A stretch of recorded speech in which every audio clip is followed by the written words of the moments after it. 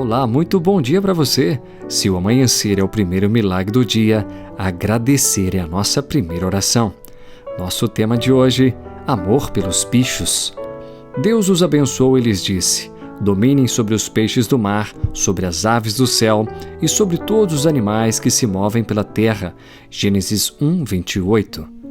Se você gosta de bichos, talvez tenha ouvido falar de Ângelo Machado, médico, entomólogo, educador, escritor e autor de muitos sucessos infantis. Nascido em Belo Horizonte, Ângelo atribuiu o início de sua carreira de entomólogo ao amor pelas libélulas, aqueles insetos com corpo alongado de 2 pares de asas semi-transparentes. Quando foi perguntado qual é a graça de estudar as libélulas, ele explicou: a libélula é o animal mais bonito do mundo. As asas transparentes, olhos grandes, a leveza, a rapidez do voo, elas são lindas.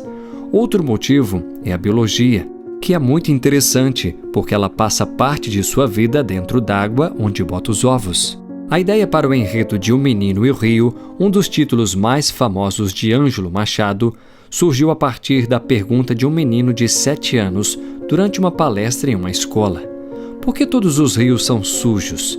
Quis saber o garotinho, que morava em Belo Horizonte e só conhecia rios poluídos.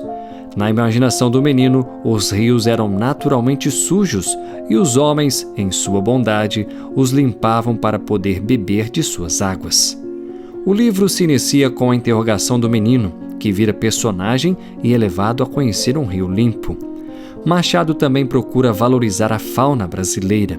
Ele fez uma pesquisa em 100 livros de ecologia, com 64 espécies animais, e constatou que apenas 33% pertenciam à nossa fauna.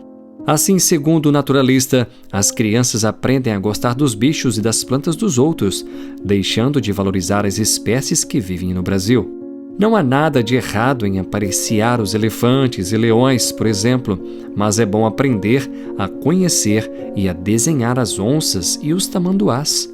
Entre suas iniciativas para diminuir as impressões negativas das crianças sobre os animais, ele escreveu uma nova versão para a história de Chapeuzinho Vermelho, intitulada Chapeuzinho Vermelho e o Lobo-Guará.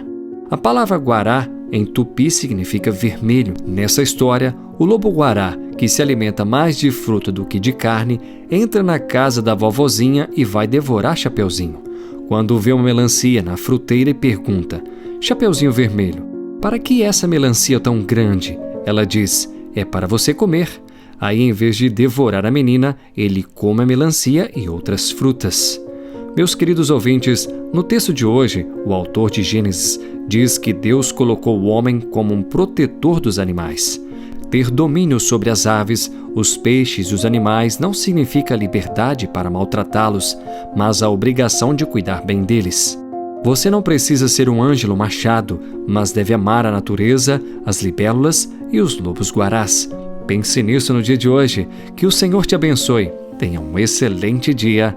Até mais. Porque eu bem sei os pensamentos que penso de vós, diz o Senhor, pensamentos de paz e não de mal, para vos dar o fim que esperais. Jeremias 29:11.